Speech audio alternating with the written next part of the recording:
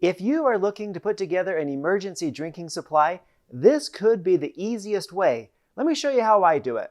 You just got to get prepared. Hey, my name is Russell Liston, and I'm here to help you get prepared, and water storage is an essential part of that preparation. My prepping goal is to store 1 gallon of water per person per day for 2 weeks. So that's going to be 14 gallons of water that I am storing for each person that I'm prepping for.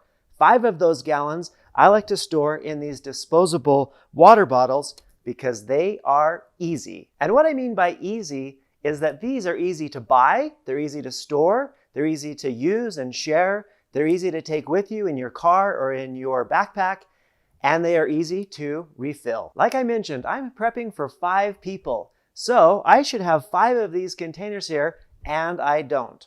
I'm down a few. I usually like to keep 5 of them here plus 1, but today I'm going to be restocking, and I wanted to show you how this system is put together. When you get to the store, find the water and pick up 1 package for each person that you're prepping for, plus 1 extra. This particular variety has 40 half-liter bottles in it. So that's going to be 20 liters, and 20 liters is just a little bit more than 5 gallons. Any brand that your family likes to drink should work great. When you get home, you're going to need to find a place to store them. I've chosen this little corner of my garage to be able to keep them.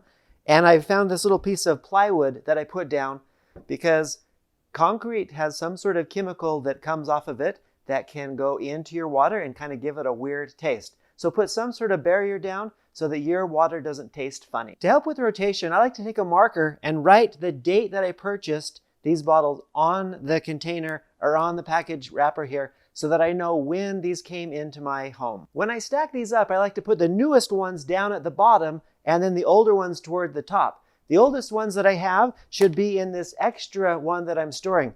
The extra container is actually the one that we're using. So if you need to grab one to go on a hike or go to a ball game or wherever you're going, these would be the ones that you would grab to be able to use for those purposes. And once your extra container is all gone, then if you're keeping up on your stock supply, you go purchase only 1, bring it home, put it down at the bottom, and move all the other ones up and open a new one for your extras to be able to take from. If you keep up on this system, you'll always have fresh water to drink.